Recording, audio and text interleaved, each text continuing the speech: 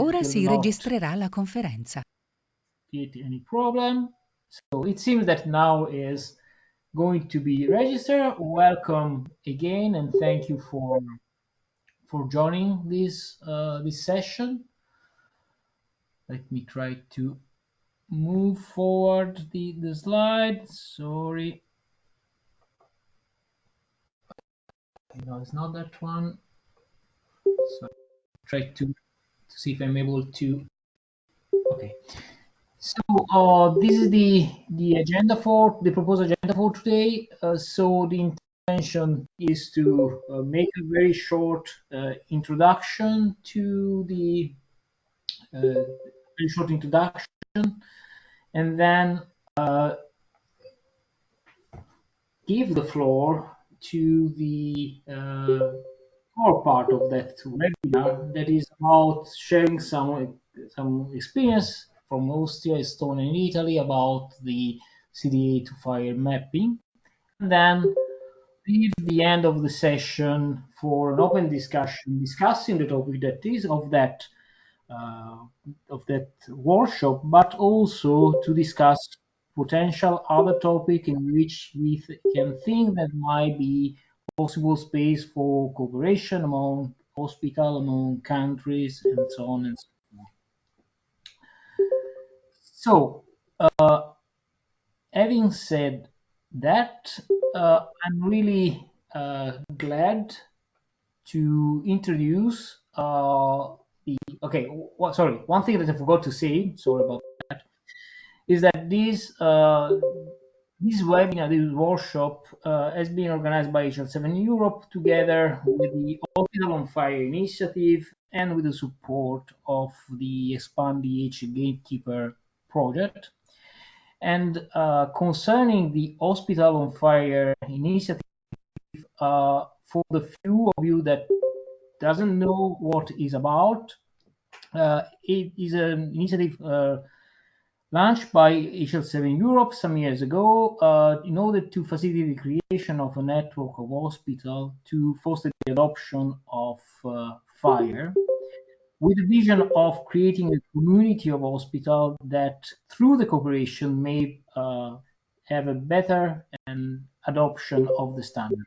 For those that are interested in, you can find in the www.hospitalsonfire.eu also all the information that you can be useful to learn about this initiative, and also you can find a form to register yourself and to demonstrate your interest in being kept in this community, and so to be invited also to the future event of that initiative.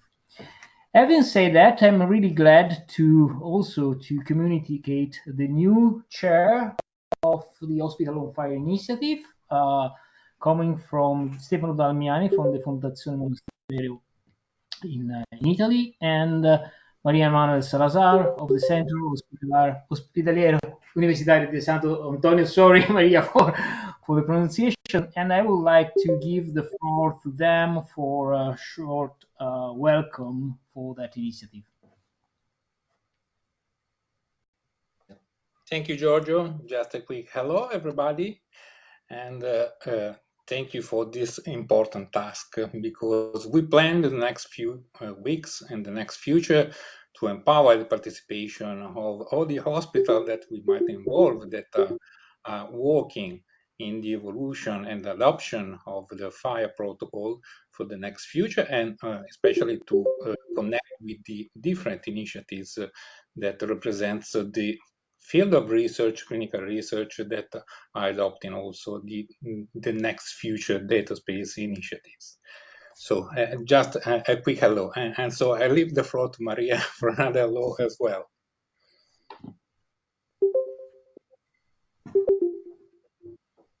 Just turning on my microphone.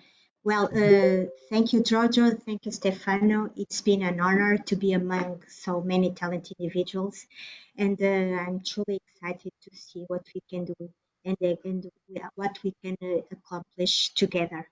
Thanks again. Thank you, Giorgio. Thank you, Stefano, and we'll talk soon. Thank you. Thank you, Maria. Thank you, Stefano, for giving your ability to support this initiative and to drive this initiative with their contribution of the hospital. The second thing that I would like to mention before dipping into the topic is the next week Expand the H webinar about the European EHR exchange format, what it is and what is matter. You can find, if you're interested in, the link for register for the event, quite easy, bit.ly/expandth. I can try to put on the chat later on. So let's move to the core part. So why we are here? You know that there are several countries are currently using or use CDA standard. There is also recognition that new technology are needed if you want to fulfill what are the new expectations. And for that reason, many organizations, many countries already move to FHIR for the new services that are offering. And the same has been recently also agreed at the level of the EL network, so that the plan for the new services, lab report, hospital discharge report, imaging report, will be likely based on FHIR. So that means that also the future European EHR exchange format will be focused on FHIR. But the question is, for those that already are using CDA, or in any case you have a legacy of FHIR, how to deal with the transition, how to better support the transition from CDA to FHIR. And this has been also recognized if you look to the kind of artifact that should in any case support and define the EHR exchange format. The conversion structuring tool is one of the supporting elements for supporting this European format.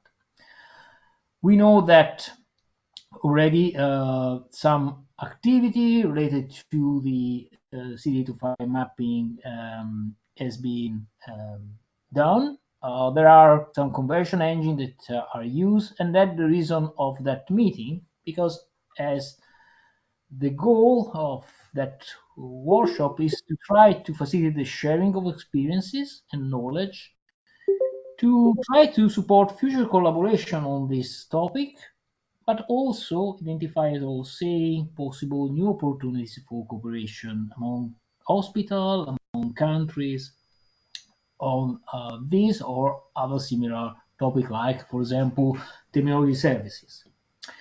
So coming back to the main subject of this workshop, we were mentioning about experience and technique for supporting the mapping from CDA to FHIR, and I'm really glad to introduce 3 use cases, and thanks to Gabriel, Ruth, Stefano, and all the other for offering their ability to present these cases. So we have one case from ELGA in Austria. Then we'll describe what has been done in Estonia, and at the end, the experience in Italy with the gateway and the transformation from the current CDA used in the fascicolo to the potential future FHIR-based repository. Having said that, I'm really glad to give the floor now to Gabriel to introduce to describe what is the Austrian experience on that topic. So let me stop sharing my screen. I'm sure that you have the right to. Have you the right, Gabriel, to share your screen?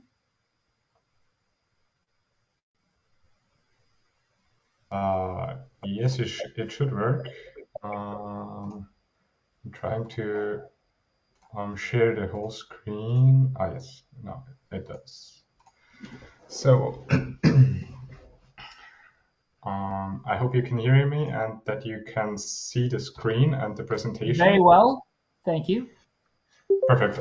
Thank you, Giorgio, for the introduction. As Giorgio already said, I'm from the Austrian e-health agency called ELGA, and I'll give you a short introduction into the current status of our project CDA to FHIR in Austria. We started the project in late autumn last year as a proof of concept, let's put it like that, and quickly realized that on European level there are a lot of other projects or similar projects going on. And this is also why I got in touch with you, Giorgio.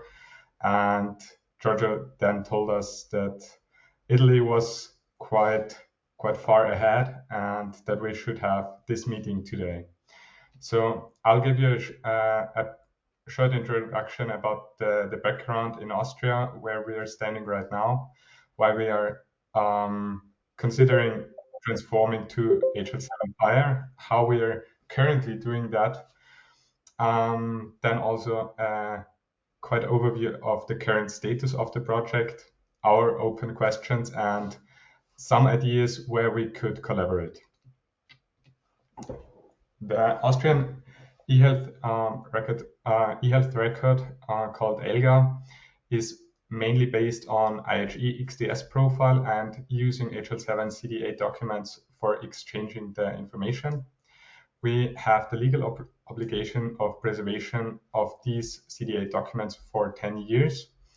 And as most of you might know that within the CDA documents, we have the header with all the metadata regarding the patient, legal authenticator, author, etc. And we have the structured body where we, on the one hand, have the human readable content, and on the other hand, we have the entries containing the machine readable content. In Austria, we have developed a lot of implementation guides specifying the reports with using reusable building blocks, not only for the header, but also for the content. And the minimal requirement is that the header, which is XML only, and the clinical content, which in some cases is still PDF, is being used. However, the compliance with the implementation guides in general is mandatory by law. We have a general implementation guide building the foundation for all documents being used in Austria, defining all the business rules, the information that is part of the CDA header, some reusable templates, and we have some specific implementation guides, for example, for laboratory and microbiology, radiology, discharge letters, outpatient clinical report, telehealth progress and summary notes. Then we are using the whole e-medication system in Austria based on CDA. And of course, since 2020, we are using the e-vaccination based on CDA. I've also put here some numbers. So you can see that since 2015, we're using the e-reports where we have now almost 76.5 million records in our system. We have each month up to 10 million new prescriptions and almost 25 million e-vaccinations since 2020. Most of them, of course, are COVID related. The data content contributors regarding the e-medication are primarily pharmacies and physicians.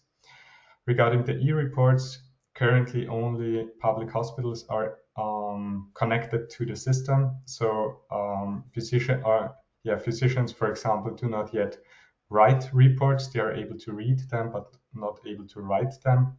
And regarding e-vaccinations, which are mainly COVID and influenza based, we have physicians, hospitals, and other healthcare professionals which are writing these CDA documents. So why do we have to change or use FHIR in the future? On the one hand, we had new requirements in the last years where hospitals, physicians, or app developers wanted to do certain analysis of data series which are quite cumbersome using CDA documents. We also had the requirement to exchange, for example, single data elements, which is also not as easy with CDA as it is with FHIR. And since beginning of this year, we have started a project regarding the redesign of the Austrian e-health infrastructure, which will be based on FHIR in the future. And of course, as Giorgio has already mentioned, we have the My Health at EU initiative, or the project around it, where the new services are based on FHIR. And given that is a very strong motivator for us, of course, and probably in the future legal obligation to provide certain documents based on FHIR. Which technology are we currently using? Well, as has been proved by other projects already, the conversion between FHIR and CDA is generally possible, with some limitations, like, for example, the null flavor or the duplication of content within CDA. And we have chosen the tools that FHIR provides currently. So we are using the structure definition resources to resample the CDA XML schema, which results in the CDA logical model. However, there you don't have an API. You can use the FHIR data types. On the other hand, the CDA logical model itself does not, or is not representing true FHIR resources, and you don't have any query possibilities. However, in connection with the FHIR mapping language and the structure maps, you can use them in connection with a mapping engine, which is a FHIR server, in order to transform CDA documents to FHIR. So here on the right-hand side, we can see that the FHIR mapping language is posted to a mapping engine, respectively a FHIR server, which converts it into the FHIR structure map resource, which is a machine-readable mapping representation of the transformation instructions. And in a second step, with the mapping execution, you can use these structure map resources together with the CDA document and the structure definitions that we have defined before that, in order to transform it with the transform operation to the FHIR resources. The reason for us to choose this approach right now is that it guaranteed a quite steep learning curve. We were able to focus on or are still able to focus on the mapping itself, and do not have to develop, for example, a whole new mapping engine. And of course, which was quite an important point for us, is that we were able to profit from knowledge, especially from Switzerland and Oliver Egger, who has elaborated on this topic quite a time regarding the e-medication in Switzerland. And on the other hand, there was a master thesis that we could use in Austria, which already dealt with the mapping of the CDA laboratory report in Austria, and that was another reason for us to choose this approach. So for the mapping from FHIR to CDA, again, we have here the CDA logical model together with the FHIR maps. Both of them are loaded to a FHIR server. In our case, we're currently using the Matchbox FHIR server. And then you can take a CDA, post it to the FHIR server, and you will receive the FHIR resources. In general, the other direction is also possible. However, in this case, you will have to define another set of FHIR maps, because the FHIR maps in general are directional. So you can also only use them for one direction. The targets for our project are currently that we want to convert the CDA documents without losing information or context. We also have the aim to use as few FHIR extensions and profiles as possible. Of course, in some areas we will have to use them. And the last point, it would be nice to make a full circle conversion possible, so that once we have converted to FHIR, that it might be possible to convert back to CDA. Of course, we know that this is a requirement that's hard to meet, and it is still not clear if we really need it. So in the best case for us, it would be that one direction is enough, and that we don't have to convert back to CDA. The current status about our project is that we have created the CDA logical model with the Austrian extensions based on the international CDA logical model. So we've forked from the international version and integrated some extensions that we are using in Austria. That was, let's put it like that, the easy part. And the first CDA report that we chose to begin the mapping with was the laboratory, and we were quite lucky we chose the laboratory report, because as there is no Austrian laboratory FHIR IG yet available, we're now able to use the HL7 Europe laboratory report initiative as a mapping target. And we are also engaged in this project in order to directly integrate the informations created there into our mapping project. The current status of our mapping is available in this GitHub repository. We tried to create our FHIR maps in that way that they might be reused for other document types, although I think that we still have a long way before us in order to guarantee that all document types are supported.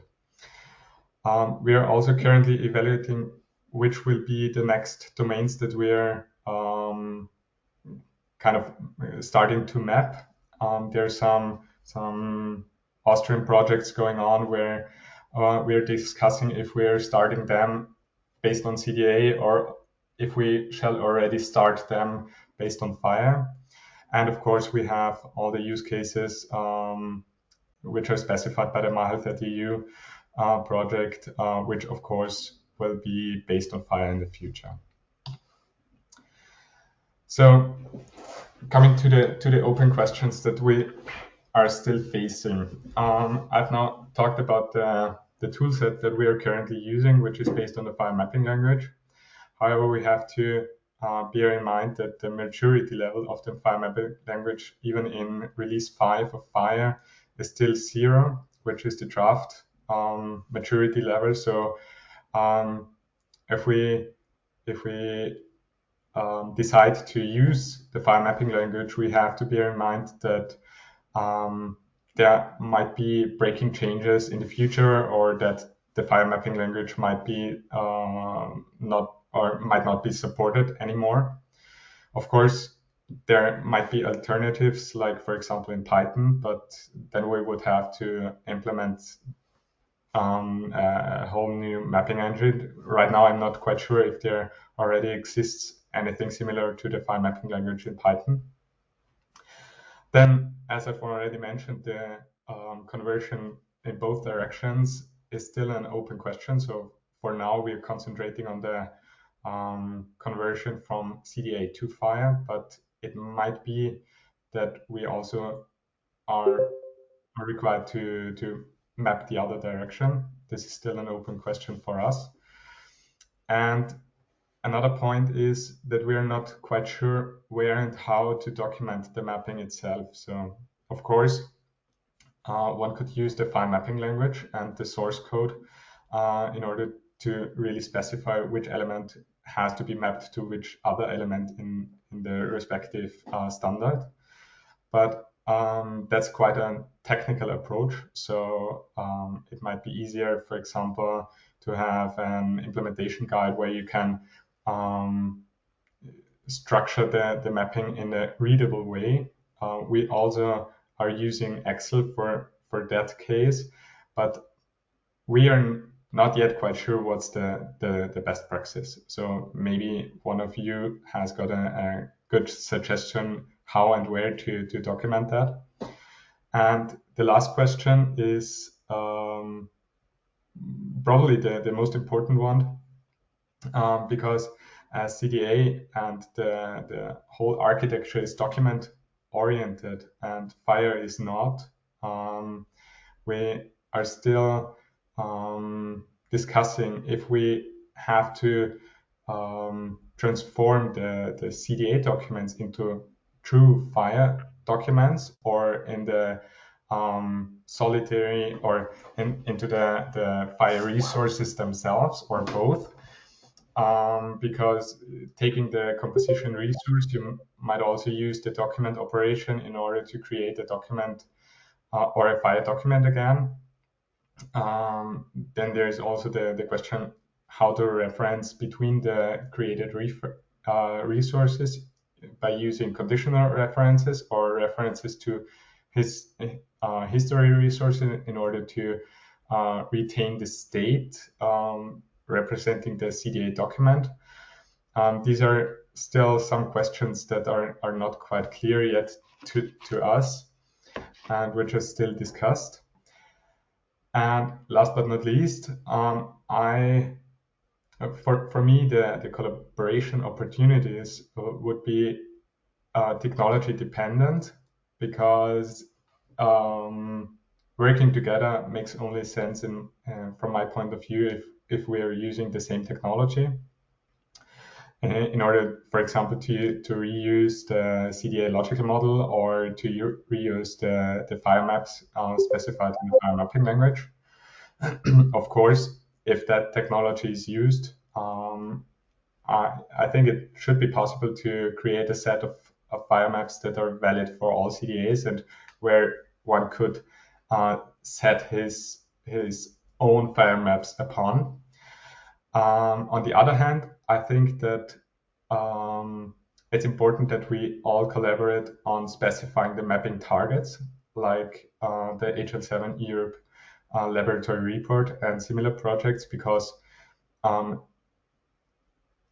here I think that's the most important part, that we are on the same track regarding the target, because it doesn't make sense from my point of view that we're differing here, and I think that probably there we can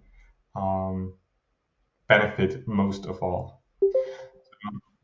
I've also put here the references to our GitHub repositories again, and that's the end for now from the current status of the CDA to FHIR mapping in Austria. And yeah, thank you for your attention.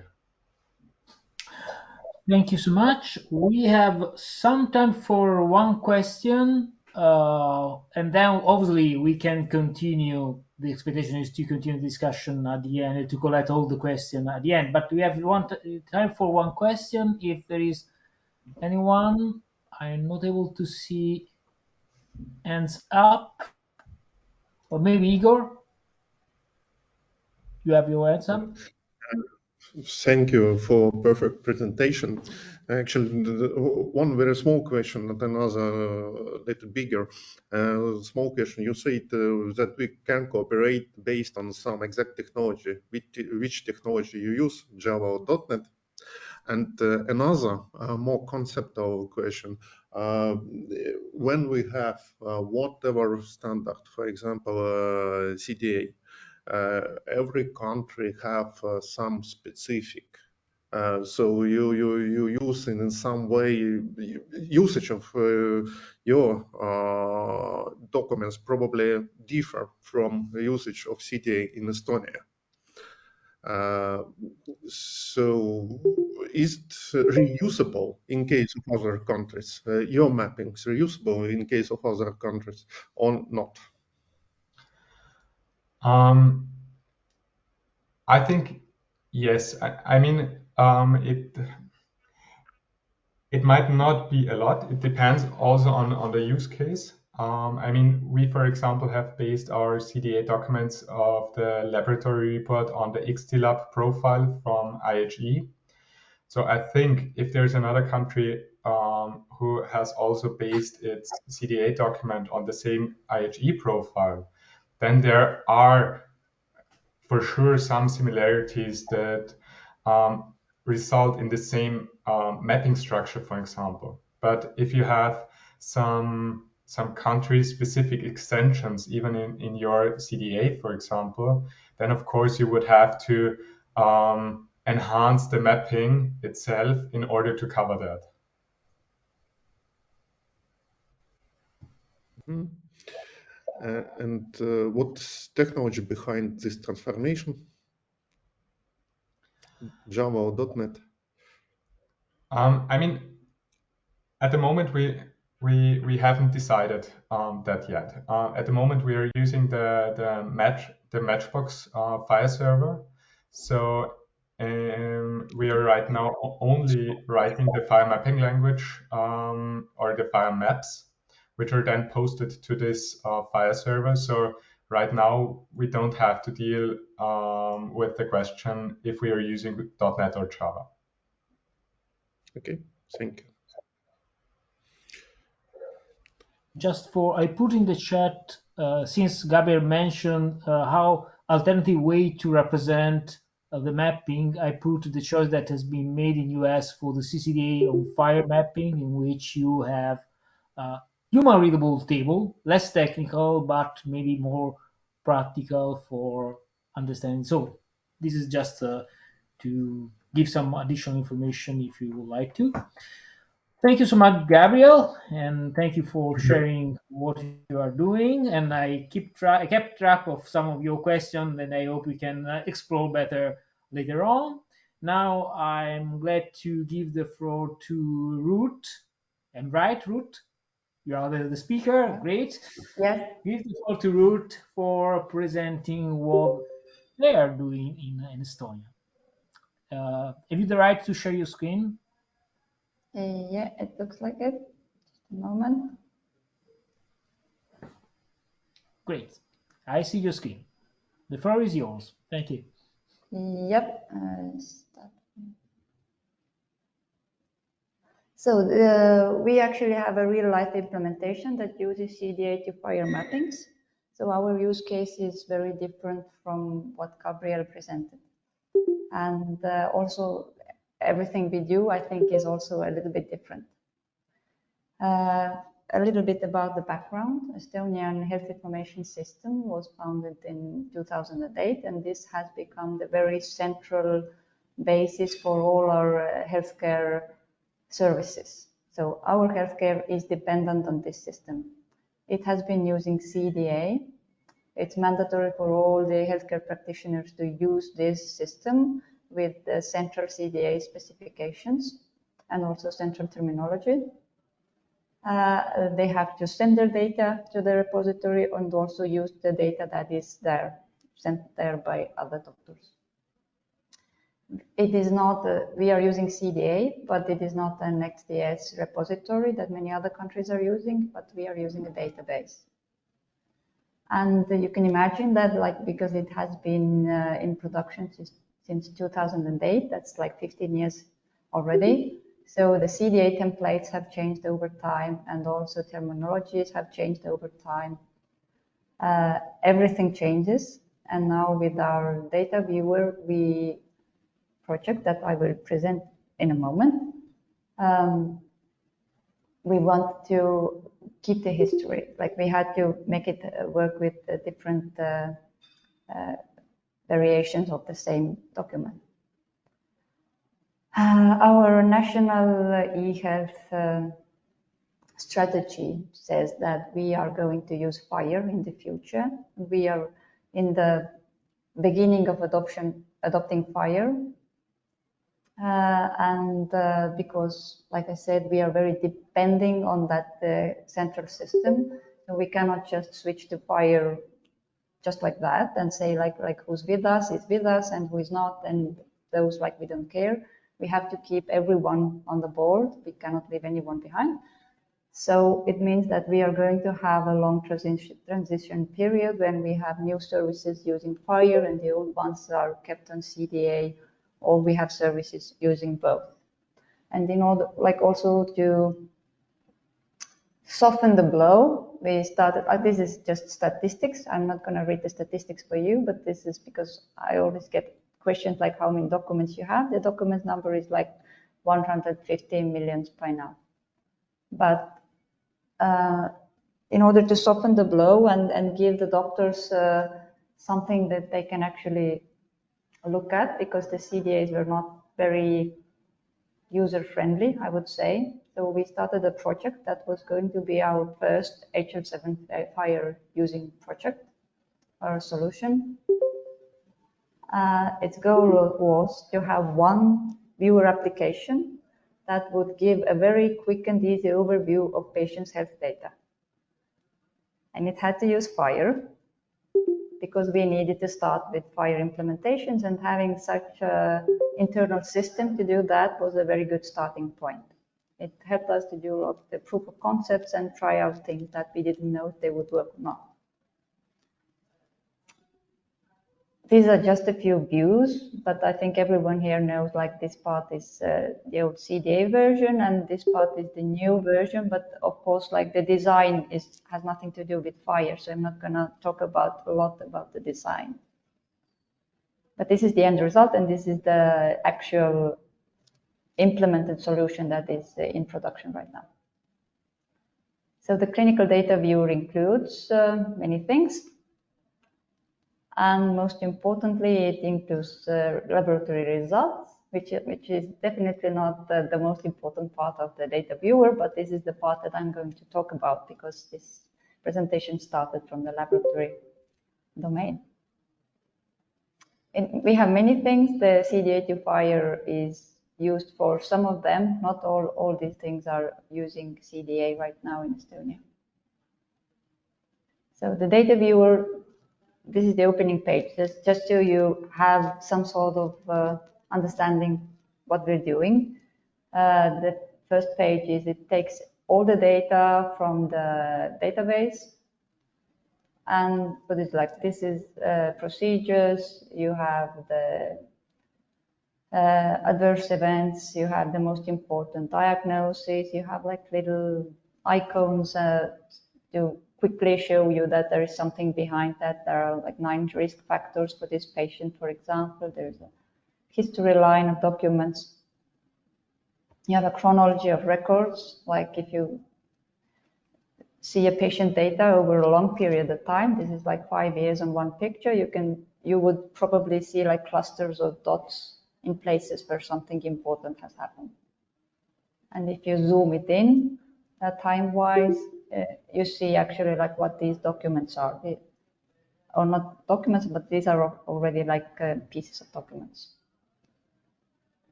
This is how we search and compare, like how we show the lab results. It's a table view. I don't want to spend too much time on the views, so that's why I'm clicking forward and forward, but you will see that I can give you the link later, right after the presentation, so everyone can see the screenshots if they want to. And it draws pretty graphs. And how we do that? Now the question is how we do that. So the technical requirements for the data viewer were, it has to use HL7 FHIR. I keep saying like it had to use HL7 FHIR because that was one of the requirements. That was not like maybe the most important need, but this was one thing that we wanted. It had to handle different versions of CDA templates, but also value sets, because laboratory value sets actually changed code system during the period that we wanted to have documents for We were using local code system, like local codes, and then we switched to Snowman. And the data viewer, because like in these views, you can see you have, for example, the filters, like specimen type. And if you use this filter with the current latest value set value, it has to be able to match that to older documents that are using some older versions of the same value set. It had to handle expected data quality issues because we knew that we're having data quality issues. I think everyone has those issues. It had to remove hopelessly faulty data. If the loin code does not exist, you cannot just throw it on the screen somewhere. So there is something that had to be removed. If you cannot understand anything about the data, like, then you remove it from the first view. Also, the data could be enriched where possible, and the conversion from CDA to FHIR had to be done on the fly. I think what Gabriel was showing was very much like you have one repository of documents, and then you do the mapping, and then you have another repository of documents.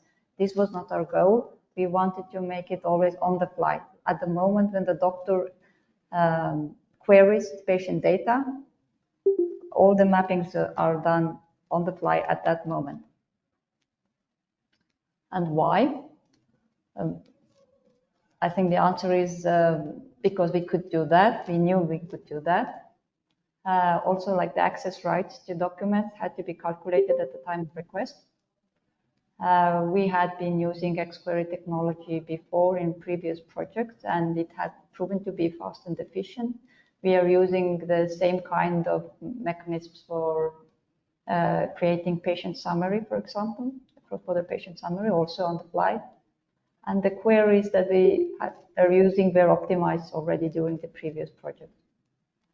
Also, because we're going to have a parallel system for a long time. So if we have this system where we would always convert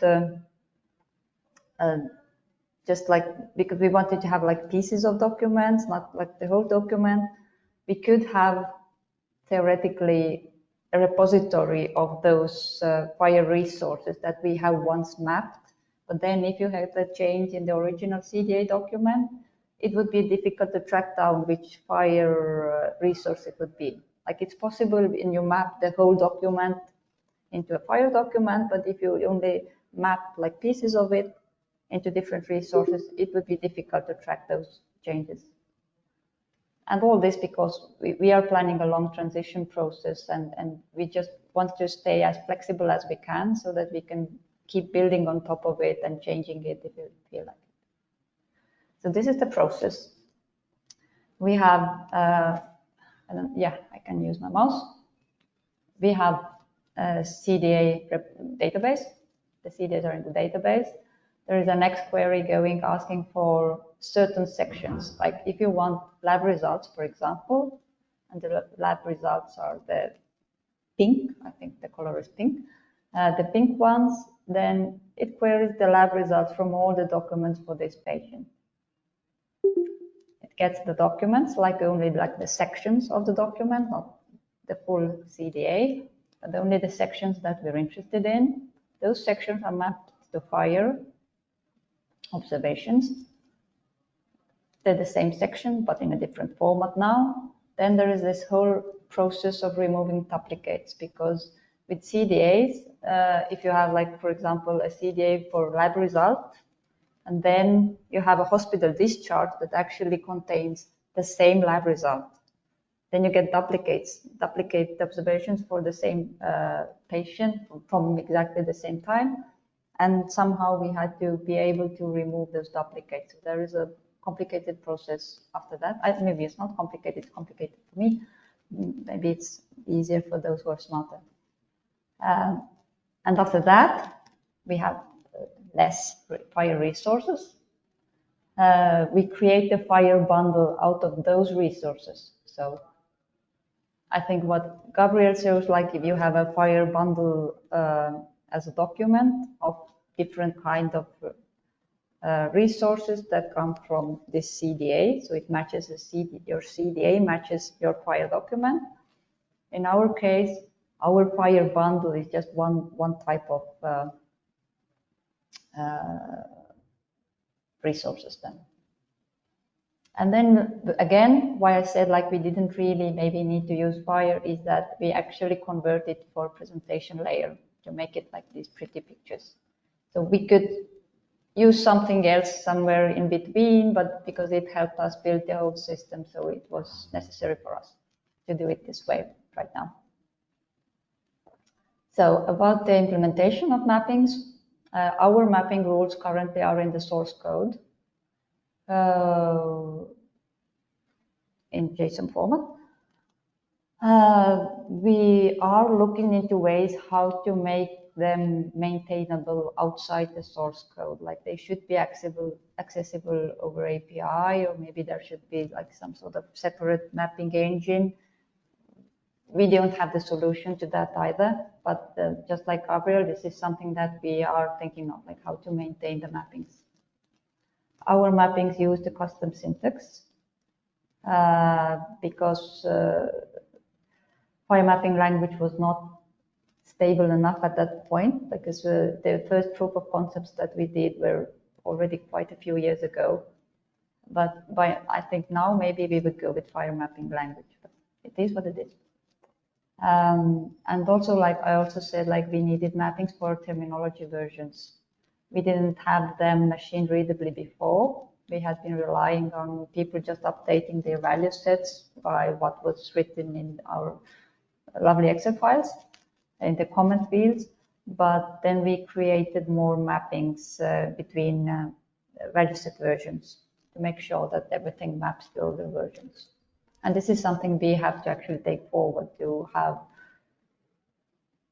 it done consistently, and it's something that we want to do now that we're implementing FHIR terminology server as well, like make this a standard practice. What we saw was that our mapping rules were quite specific for our implementation, or maybe it could be that there is a very big part that is common, but the part that you can say that is common for everyone is actually the easy part of mappings. I say that because most of the effort goes into handling the problems. If there is an error in your terminology usage or in your CDA usage, or if there is just like data errors, like how, because the validation has not been strong enough, like how to handle all those problems, because you still need to use the data. And once it's in the repository, you cannot really send it back to the doctors 2 years later and say like, oh, this data didn't really work. So mapping job itself is not that difficult, but data quality and how to handle that was the difficult part. And for that reason, we don't really have FHIR validation or profiles in this project, because it's an internal process and it's not right now serving anyone else. So what we learned from the project is that CDA to FHIR mapping is possible, implementable, but the mappings are implementation specific. And data quality and consistency over time is very important. And I think one of the favorite ones of mine, what we saw in this project, that this very good visualization of data in the data viewer gave feedback to healthcare practitioners and the doctors, like why structured data matters. That was a very important part of this project. And now it has become gradually easier to explain like why they have to make an extra effort, or why anyone has to make the extra effort to conform to standards and conform to the maybe not so just to provide structured data instead of just text, because they can see immediately like if I wrote the text, then my data did not appear up there. So yeah, and the end point is like we could have done it without FHIR, but it helped us learn. For us, this has been a very important lesson, and we are very interested in how to take it forward and how to reuse the mappings, how reusable those mappings actually are. because what we see now is, I don't know if our mappings would be useful internationally, but the underlying technology probably could be useful for someone who's listening. And I have Igor here and also Artur, who are going to answer your more technical questions if you have them. Thank you so much, Ruth and Igor and the other. Thank you for presenting this different use case for the CDA to FHIR mapping, and also presenting also different technology for supporting that. Sorry, I have some light on my background, so I appear quite dark. See that? Sorry for that. So we have some space for immediate question. I see Espen. Please, Espen. Yes. First, thank you, Ruth, for a very good presentation. It was interesting. As I wrote in the chat here, I'm wondering about, you're talking about duplicates of data that you find in different documents, CDA documents, as I understood you. My understanding is that each and every document comes with its own context, meaning that the data collected in the different documents has different value to the reader. But you are talking about removing duplicates and then inserting the unique data into a new FHIR bundle. And how do you deal with that? Well, the data remains available in the CDA document. Like it's not like we remove it from the CDA, but we remove it from the search bundle that we get from there, because we are displaying, like if you're displaying like blood pressure measurements over time, then there's no point doing like 3 of the same, like if you have 3 duplicates from the same measurement in different documents, then you don't want to have like 3 things on the same day, but you want to have it just for make the data pretty. Yeah, it's the same observation. Same observation. Maybe one addition. For example, you may have a different type of documents. You may have some laboratory result, some diagnostic report or immunization report, whatever. And this kind of documents is very specialized. They don't contain any duplicate typically. But we also have some common documents like discharge summary that aggregate data from different documents. And in this case, you have, when we query CDA documents for exact person or patient, we get the immunization report, the diagnostic report, and discharge summary. And in this case, there are maybe like logical duplicates, because same elements may present in different type of documents. And it's actually a very complicated task to eliminate, to understand which one is actually duplicate, because most of these observations or procedures or diagnoses, they don't have some additional internal IDs. It was maybe some problem for us in case if every section have some internal identifier. It's very easy to put which one is like unique instance of a unique element, but if there are no some internal identifier, we should have some heuristics. Thank you for your clarification. There are some questions in the chat. Yeah, I think we have time for another one. Let me take the first one. From Gabriel, how long did it take you to implement the system and guarantee acceptable data quality?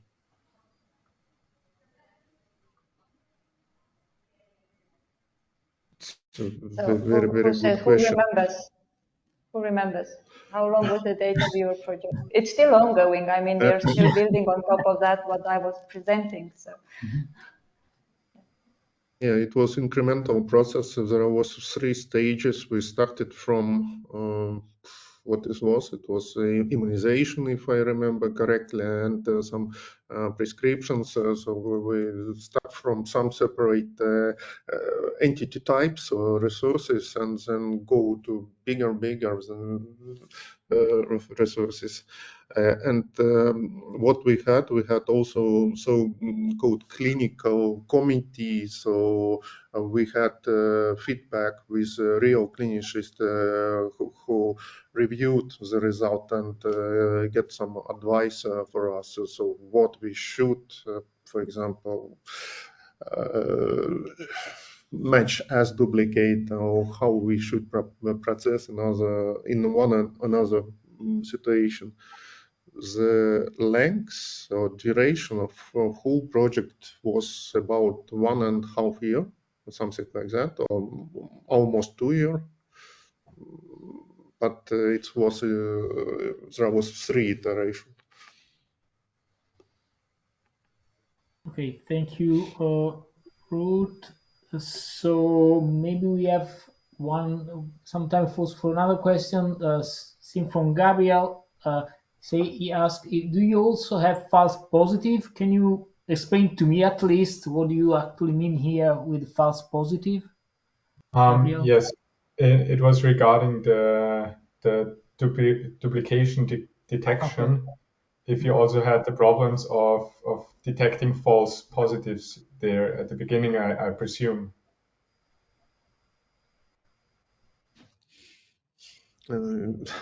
I think it's a typical problem for every solution. So yes, of course, we had these problems, and maybe sometime we just agreed what is the exactly duplicate or not. So it is possible that you have two measurement of body temperature with same value during one day. But in most cases, it's not very important if we will, how to say, failed during this duplication issues. But in case if this body temperature will repeat 7 times during the day, it actually don't give any additional information for doctor in case when he or she look data for last 5 years. So sometime it's wasn't so important. But again, we had these clinical committees that help us to make these decisions. Okay, thank you. Okay, so thank you so much. I keep track of the other question that we can ask you in the final session. And now I have the pleasure to introduce Stefano Micocci from the Italian Department for Digital Transformation. But I leave to you, Stefano, the description of what you are doing and to describe what is happening in Italy about the CDA to FHIR mapping. Thank you, Giorgio. I asked to Andrea, okay, to share the presentation. Yes, also the colleague Andrea, Zucchelli, and Leonardo will join the presentation with me. I'm the first. Next, please, Andrea. So we decided to organize the presentation following the agenda that Giorgio proposed. So the first, the needs and some context information about the platform and the organization in Italy of the electronic health record. Yeah, first of all, the development of the new version of electronic health record in the national electronic health record is one of the Italian objectives of the Next Generation Europe program. And this underlined the importance that for Italy, the electronic health record is in the healthcare infrastructure. The National Electronic Record key objective are here listed. Reduce the territorial gap of the regional implementation. There are some regions that are more advanced of the others in that sense. The second is the design and develop the new healthcare services based on the real world data, not only on the sharing of documents as now. And the last point, not least relevant, to promote a new way and new ways to design healthcare services. We think that this is a key point for the developing of the system, of the platform in healthcare infrastructure, also after the new generation European program. What is the starting point? We have already an electronic health record, a national one, and the CDA document is widely implemented in Italy. So the transition from CDA and FHIR is performed via mapping feature. New document will be in the future also native in FHIR, but for the moment, this is the first step that we would like to perform. Next.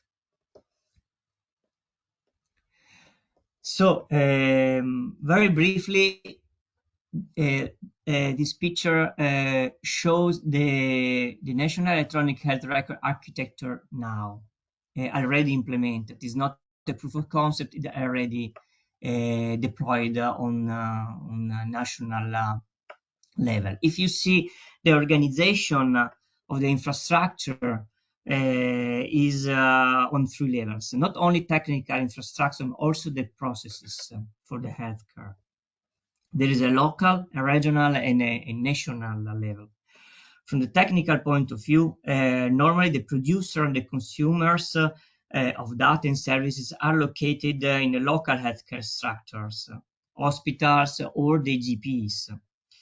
And the data and documents are stored in local document repository that are logical, are element of the regional electronic health record. We call it the fascicolo sanitario elettronico, FSE.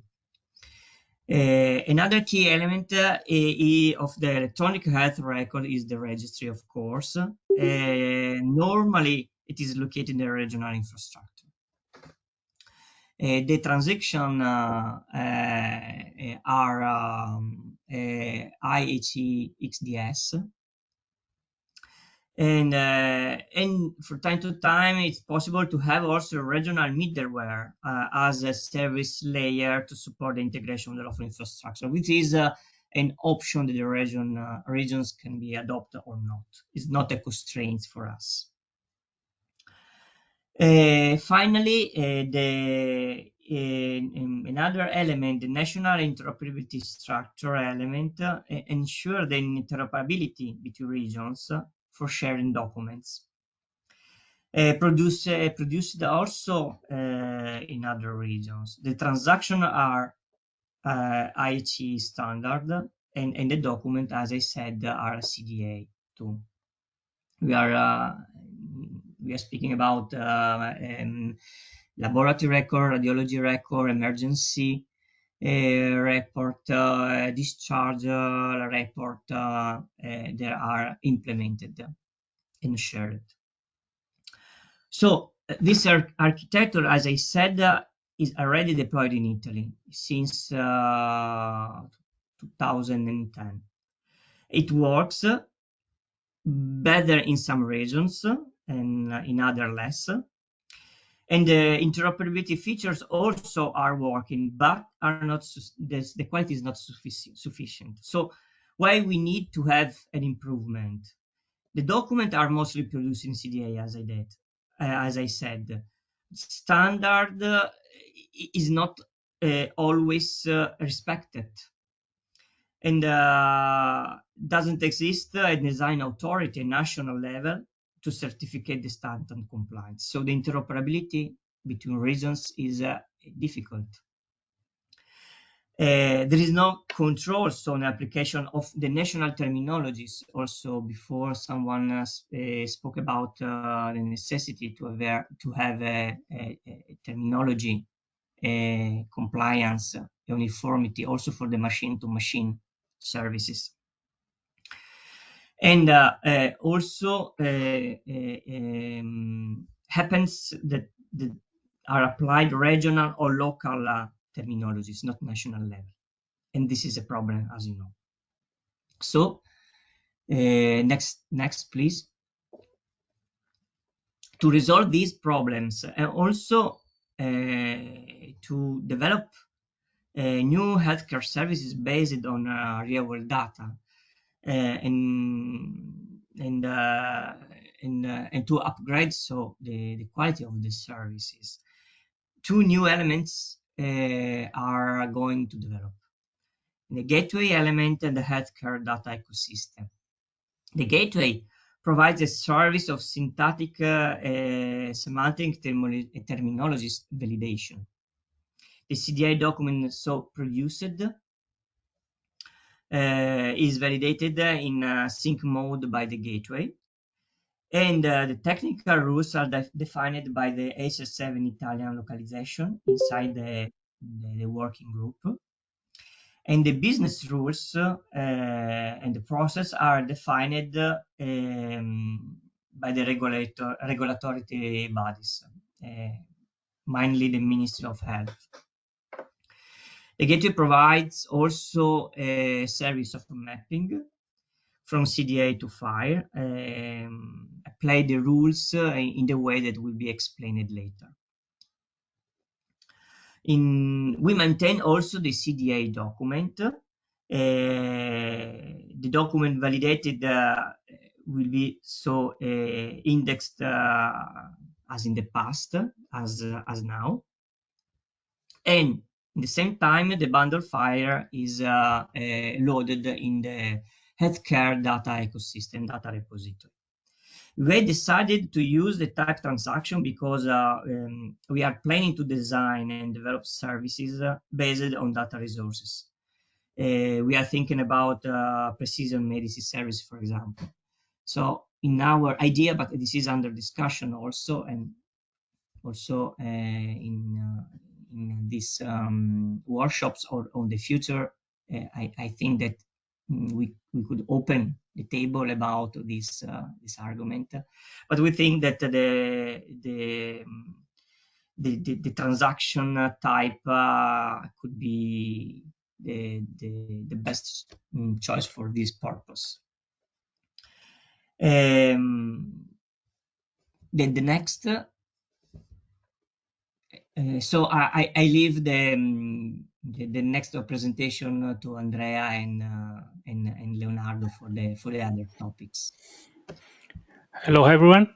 I'm going to talk a little about how the project is done in technically details. All the project is developed under open source license, mostly GPL GNU general purpose license, and it's available on GitHub under the Ministry of Health organization. And we are developing, and now we are in the phase that many vendors are validating their implementation against the gateway. And so we have two main channels to engage with the community. We have the GitHub issue tracker where people open issues when they have. Sometimes, mostly is their fault, but sometimes it's our fault. So we get a lot of feedback there. And also there's a Slack channel with about 300 participants which discuss mainly in this at the moment about the validation of their softwares. The software is the gateway is architecture is based on microservices.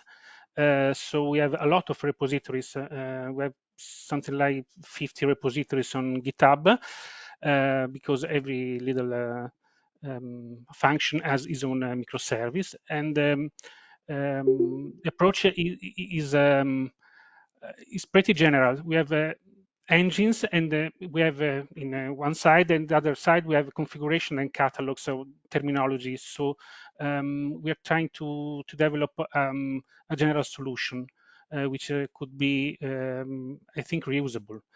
Around this around the gateway and the ecosystem, we are giving some tools. We have a containerized version for testing purpose, because at the moment we have a central installation for the validation, but you have to get X509 certificate. It's not so easy to get access to this instance, but you can use, if you have a lot of RAM, the containerized version and make the test on your own.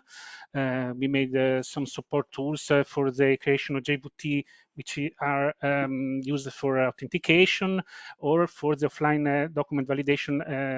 That is the purpose of the validation of the software.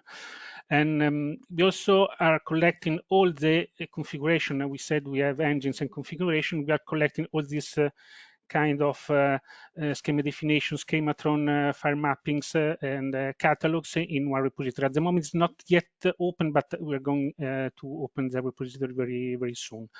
And here there's the link for the container version. We have two versions. One is completed, the other one just validates the documents.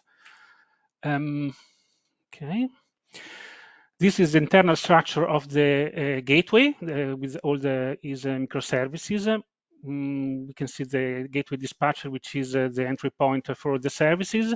The normal arrows are a synchronous call between microservices. The pipe ones are Kafka topics, so there's an asynchronous component. And as we can see, we're going to describe the work of these two microservices. One is for the phase of validation, and the other one is the one that actually makes the mappings from CDA to FHIR. The document we are talking about, previously we were talking about the data quality and the compliance of the documents. So in this new FSA or HR, we are going to have two phases. In the first one, we have a validation process where the producer of the document has to submit the document before giving it to the repository. So we can check for the syntax, the semantics, and the terminology applied. And in these steps, we are all the checks against the schema, against the schematron, against all the dictionaries. And only if the result is okay, the document can be published inside the data ecosystem. We have a configuration with all the items used by these microservices. And during the publication, we have as input the document and the FHIR mapping to produce the transaction bundle.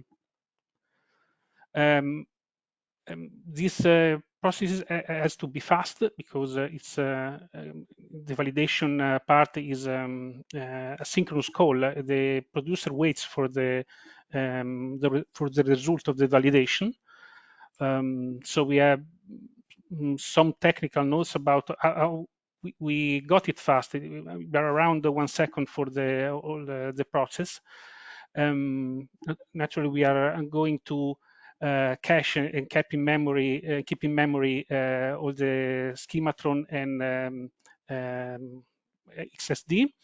And also we had about this part, the terminology checks are not made during the schematron phase, but all the lookup that are needed are batched and are collected and batched in a later phase, doing just one query over the database. For the mapping, we are using the Matchbox engine. I think you all know it's nothing new for for the people here, and we keep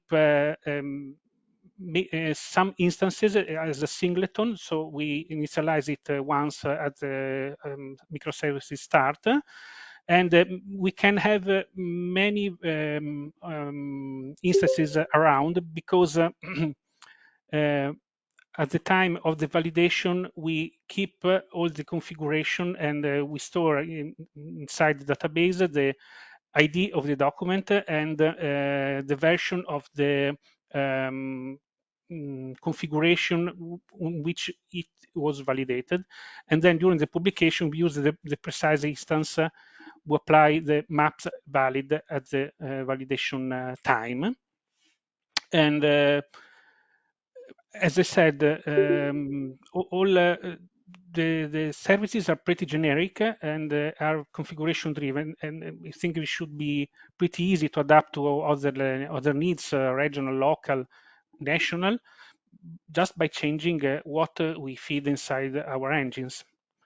And now I leave the floor to Leonardo, which speaks about HL7 and FHIR more precisely.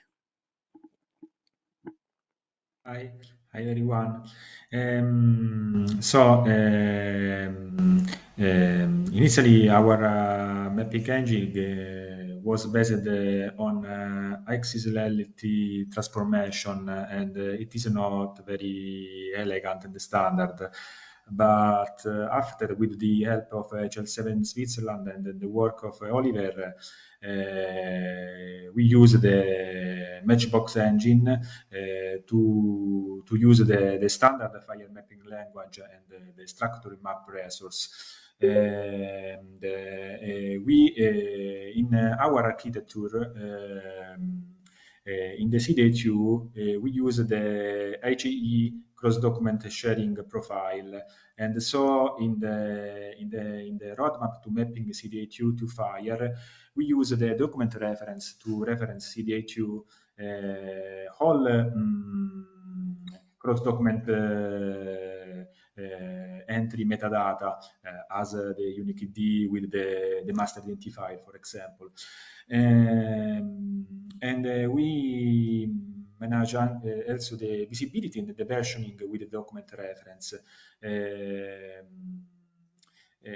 The bundle CDA2 to FHIR is a type transaction, because also Stefano said, for our component in our architecture, healthcare data ecosystem, is very important that the unit of work is the resource, for example, for scientific research. And it is also client driven.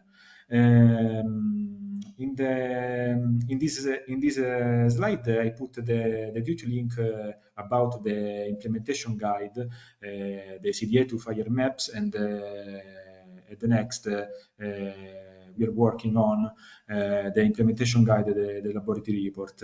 The next, please, Andrea. The implementation guide CDA2 to FHIR is in the artifact summary is divided in two parts. A common part about the structure map shared with the old document CDA2, the data type structure map, and then the either CDA2, and the standalone part about the document.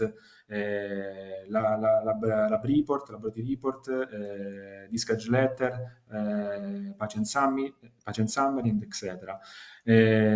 About the laboratory report, this document in CDA2 is very flexible, because the result, the level 3 of of CDA2 is can be found in the top liver section or in the nested subsection. So in the structure map lab, we have three group of observation in FHIR mapping language. The laboratory observation, laboratory isolate organizer, and the laboratory battery organizer. The last slide, sorry, Andrea. We wanted to highlight the principal fixed point and some open point in the work to mapping CDA2 in FHIR. For example, the empty space management in the CDA2, because in the check syntax in the FOC allows the value of observation, for example, in the value type int. So we processed each numeric with a trim function offered by the engine mapping library.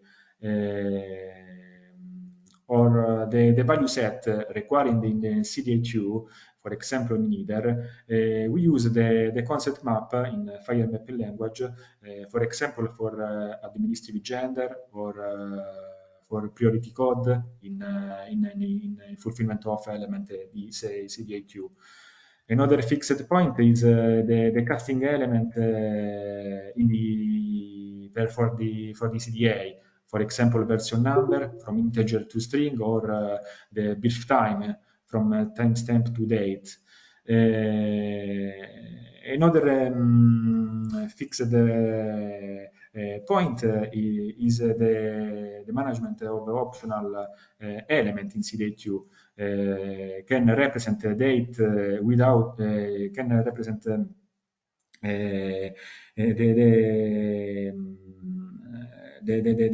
we use the request method put to avoid the duplication of this resource. For example, for the practitioner or organization or location resource. Another fixed point is the effective time element in CDA2. For example, for the effective time in organizer, where can be represented a date without time zone. So with the help of Oliver, the data type wasn't managed about data type level in the FHIR mapping language. So there is a control where time zone is added. Or another fixed element is l'optional element in CDA2 required in FHIR. For example, the status code in a procedure or observation that we in the target content we manage with the unknown status.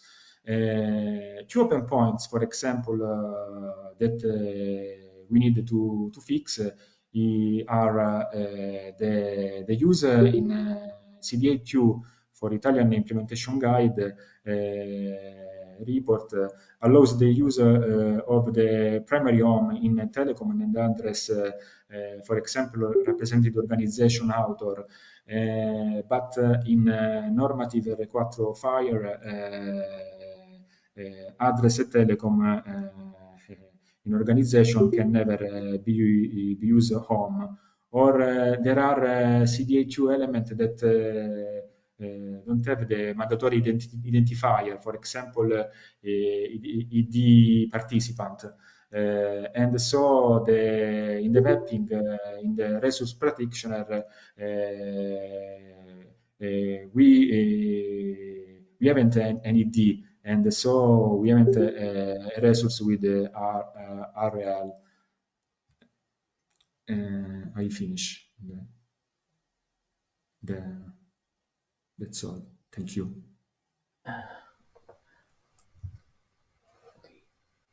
So thank you so much for this very informative and I would say also dense presentation, and thank you also to all the participants. Because I see I'm very glad and I would say positively surprised that we are still more than 100 persons that are in the call after 1 hour and a half. So a very good sign. Let's try. I don't know if you have any immediate question that you want to pose to Stefano, Andrea, and Leonardo before maybe moving to the backlog of questions that we have in our chat.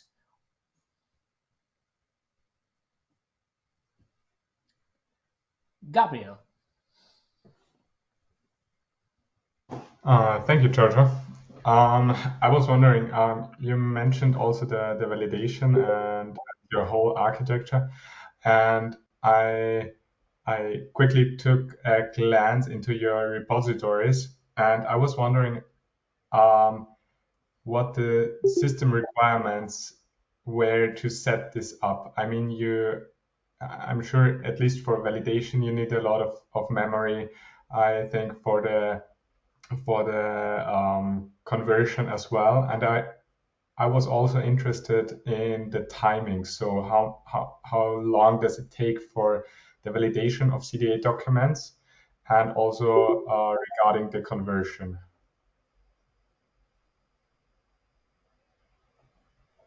Okay, maybe I could try to respond. So I don't.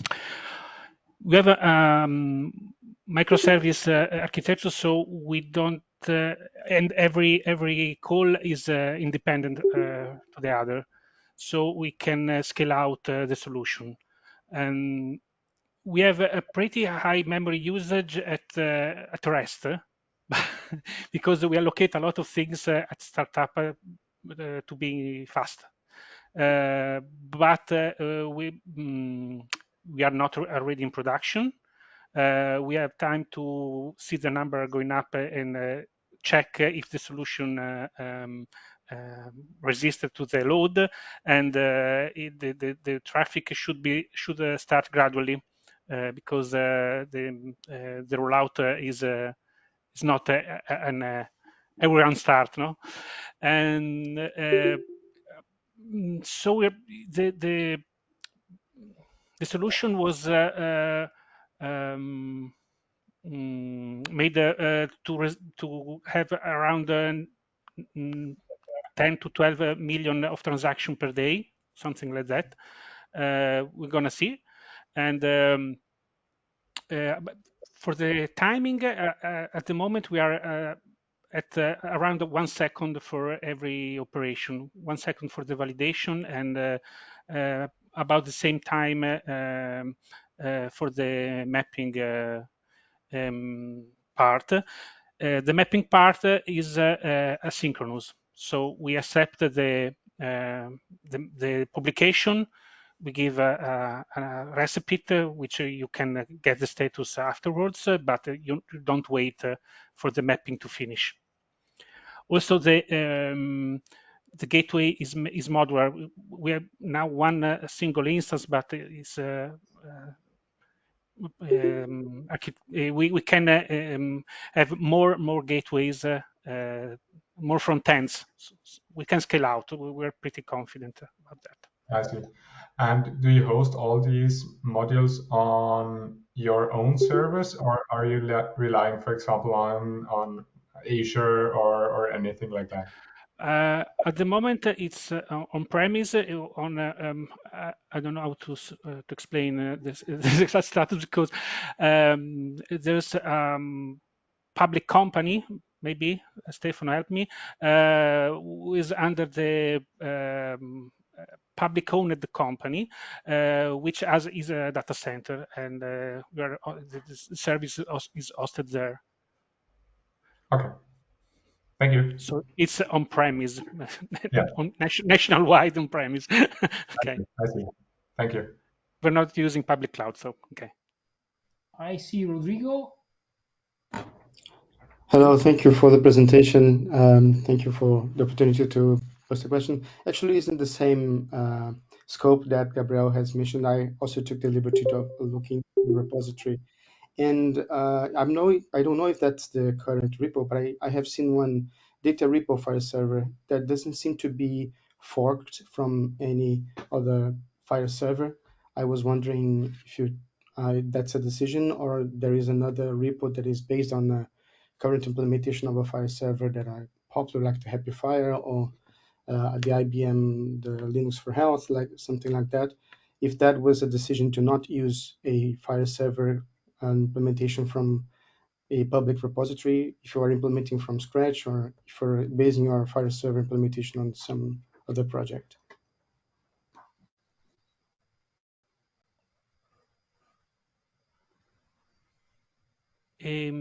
At the moment, we're using the project is very long, so at the moment we have released the gateway part, and then we're going to focus on the backend and the repo itself. For now, we are using the HAPI file server inside because it's there, it works, and we don't know if we're going to keep it, but we needed a file server to post the bundle to to validate the bundle and to get we had the API for free, so we start with that. I don't know in the future if it's gonna stay, because we're gonna see, and we're gonna focus on that part of the architecture later. But as a start, we were using it. I don't know if I answered your question. Yes, that's the Okay. answer to one question. Thank you very much. Thank you. Okay. Any other question from the audience? Otherwise, I'll look to the backlog. Please correct me if I'm wrong. I suppose that the question about the narrative of CDA and and if the provenance is maintained related to the presentation from Estonia, I suppose these questions have been answered. Please confirm.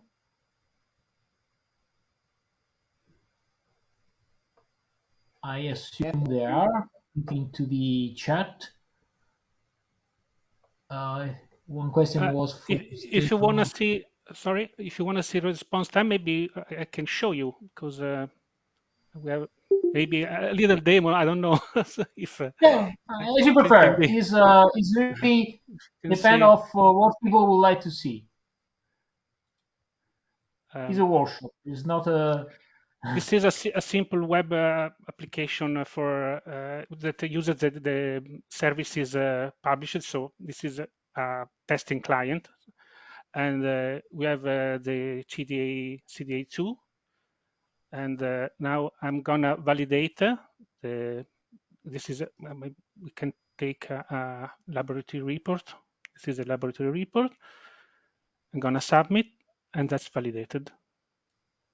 It's sub-second now. This is our test environment, public, which the vendors are validating their software against. And we can also publish. We're not going to see the resulting bundle, but when we have the response, the transformation is already, the mapping is already done. So we have validated the document, and now we are going to submit it, and it's done. We have trace CD, and we have a workflow instance CD, which we can query. And we have the story, we validate the document, we made a publication. This is the mocked post to the national integration infrastructure. And this is the post with event status success to the backend to be processed and posted to the file server. Just it's real, and now it's fast. Okay. Thank you, Andrea. So coming back to some question, there is a question for the possibility to share the knowledge, but I would like to leave this kind of question at the end to discuss how we can proceed. There is a question about plan to have a FHIR central repository for the whole Italy. I suppose you have answers, Stefano, to that offline. Yes, I gave some answer. Yes. Okay. Thank you. Then there were a question from Luke about validation and certification, but I suppose there is some discussion thread there. So may I assume, Luke, that this question has been already covered? Yeah, then... Okay, Gabriel, please. Yes, I have another question regarding the FHIR mapping language. I've already mentioned in my presentation that the maturity level of the FHIR mapping language is still 0. Have you planned to contact HL7 International regarding the FHIR mapping language and how they are planning to proceed regarding the syntax, how they are going to support it, how they are going to develop further functionalities and stuff like that? I mean, you're close to going in production on a national level. I think that should also have some effect on the maturity level of the FHIR mapping language.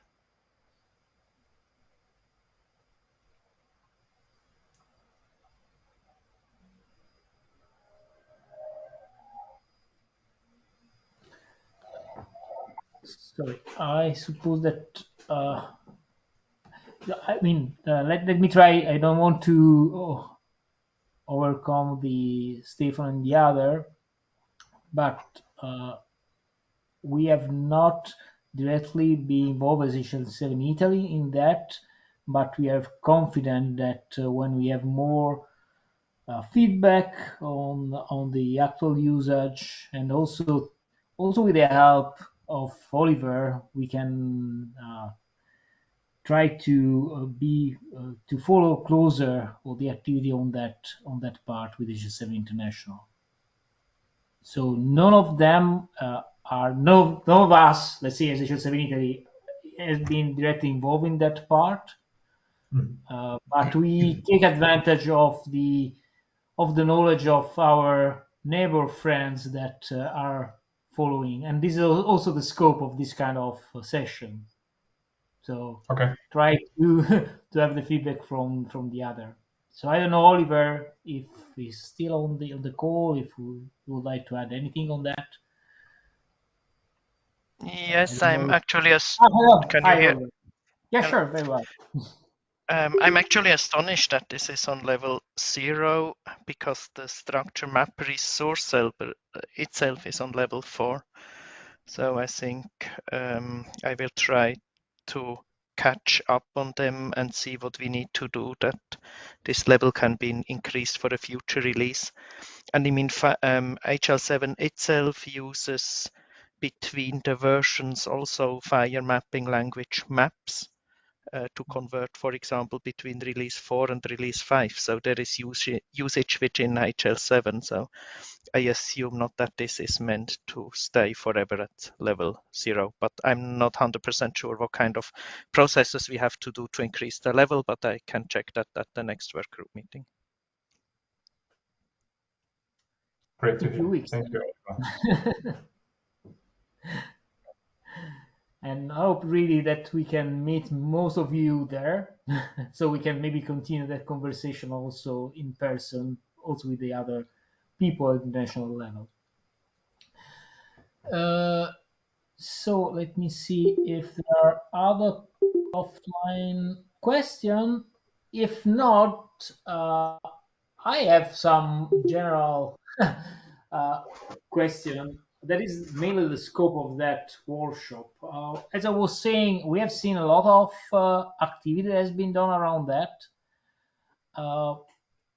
And my question is, how do you think is the best way to proceed in order not to lose that momentum and maybe to continue this kind of collaboration? It has been mentioned several different way to collaborate. There is the technical level, there is the let's say, the actual modeling level. I see also space for, let's say, has been in part mentioned, the part of terminology, how to manage the mapping, and this is also related to the terminology services. So how do you envision that we should proceed? What do you suggest we should try to do in order to continue, not just to leave that series of very interesting presentations just as a single shot event, and then every one of us come back home and continue to do the same thing as in the past? So what do you suggest we should do? Thing that might be concretely, so we can say, oh, let's meet every week, but we know that we have a lot of things to do and we will not be able to do that. So what you can try to do in practice? Which level of collaboration we can try to establish? On that topic, or also other topic that you feel might be useful. We are almost 100 person here, so I think there is a lot of knowledge around here. Please, Gabriel. Please intervene directly now. Let's consider really an open conversation. So do not raise your hand anymore. Please just intervene. Thank you, Gabriel. I was wondering if we could conduct a survey across Europe. Which countries are currently doing what kind of technology are they planning to use or are already planning, and are they even interested in mapping to FHIR? Because some of the member states or the European countries might already be using FHIR only, so no mapping might be necessary. So I think that would be some kind of information that might be interesting to know before we start even trying to figure out how we can collaborate. Okay, how do you think that this need to be done? I'm thinking if we try to pass through the official European network in terms of like the ELNet subgroup and so on and so forth, I know that a lot of hundreds of surveys has been done in the last year, and I don't know if we can obtain any actual feedback. One of the last one has been around the usage of FHIR, if I'm not wrong. So just to, or you think something informally through the affiliate or through other channel? How do you suggest to do, Gabriel? Because if we pass, I'm thinking that if we try to pass through the EL network or to the myhealth.eu, I don't know if we are able to actually get answer. I don't know what the other that are more or less involved in this group, what they think about it. And I see there are people that are involved also in this group. Well, I was wondering if we could carry out a quick survey right now, because we are almost 100 people here, and I have no idea from which countries the people are, but I think that there are several countries represented, and probably we can get a kind of we grasp where we all stand.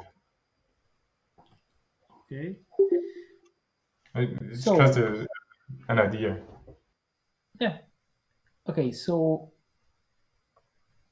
can you maybe put in the chat just a very quick test? Can you put in the chat the country and if you are looking or considering to do any mapping beside the three that made the presentation today?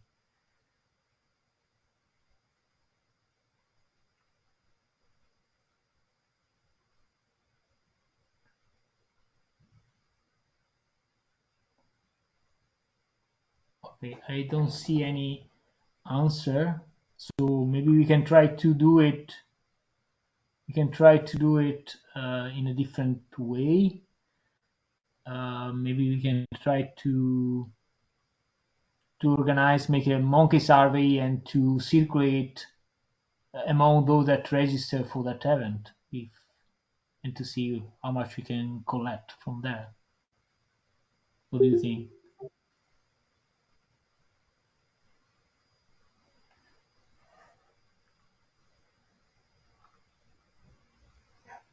Responses are coming. Yeah. Okay. Okay, Luxembourg. Okay, no Luxembourg.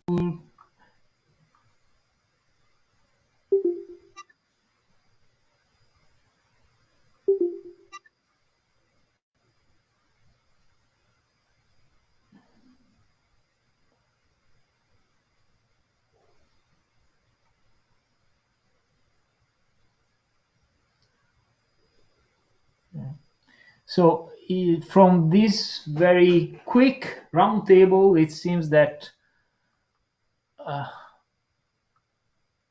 there are no other, but I know that there are other countries that are working with the CDA.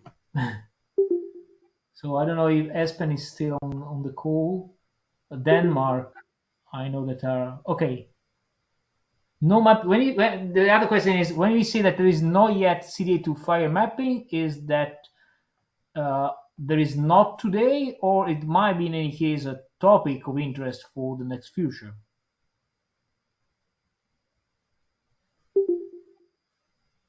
Because I'm thinking, I really think since most of the also the European level, the future EHR exchange format will be likely in FHIR, and we have a backlog of things that are in the CDA. So I think there's a problem that sooner or later somehow need to be faced. So obviously there might be different purposes. It could be a one shot, it could be something, and maybe different technology might be used. Okay, and file specification and the mapping, Rodrigo, sorry. And the mapping as ad hoc solution, but file mapping language was in the, okay.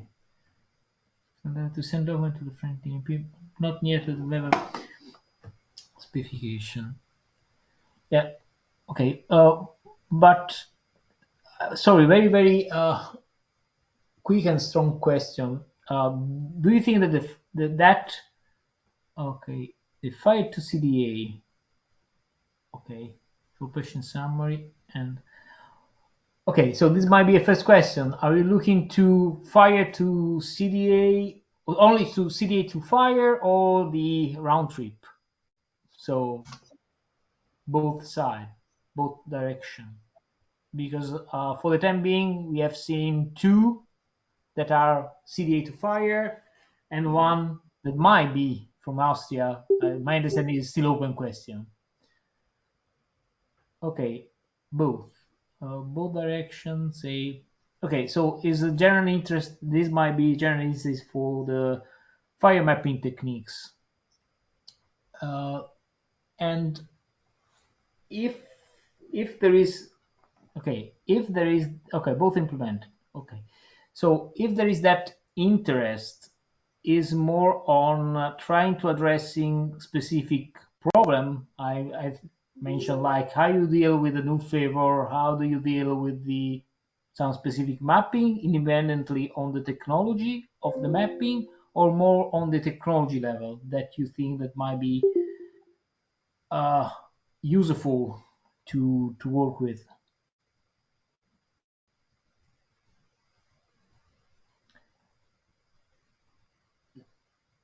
So I hear no answer, but I have another more general question then.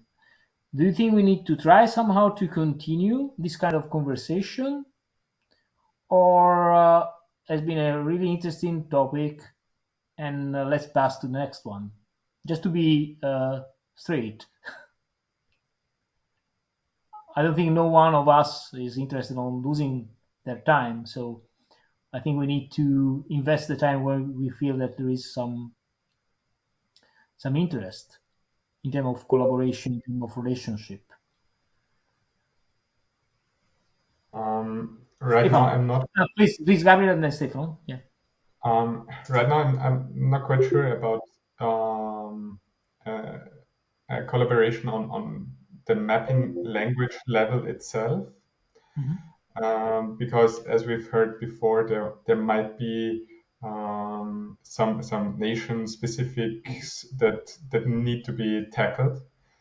But what might be interesting, like you in Italy have it, some exchange of the tools that are being used. I mean, you have in Italy you have quite an enhanced architecture with all the different containers popping up where they're required. I think that to share that knowledge might also be interesting for other countries to set up a similar architecture.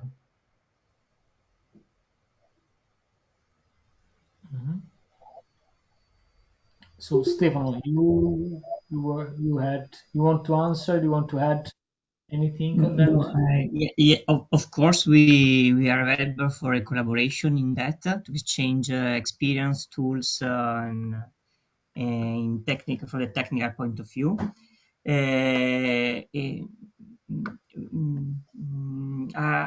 For us, it's important also to address maybe if someone want to share with us the work around three topics. First, I think it's important for us to share the open issue and find out also the solution about it, because there are some problems that we resolved, but when now in this workshop we heard a different way to resolve, and we are wondering maybe better than ours. So maybe in the future could be better if there is the possibility to share the problems and resolve. How practically I don't know, but I think that we have to find out a way to do that. The second point is the topic that also others, maybe Ruth, mentioned about it's not very difficult to have a mapping, but it's really difficult to have a good data quality. And this is one of the points that we are now investigating. So we would like if someone has the same problem now to open a table about this topic. And the third point about the terminology server, we are starting to think about to have a national terminology server, and it's really related to in our architecture to the gateway validation service, because if we don't have a platform how to build the rules, we can to give it to our engine to apply the rules. So this is our next step. So these are 3 points where we would like, if there is the possibility or the same interest, to share problems and solutions. Okay, thank you for sharing this idea, Stefano. Any other thought, input?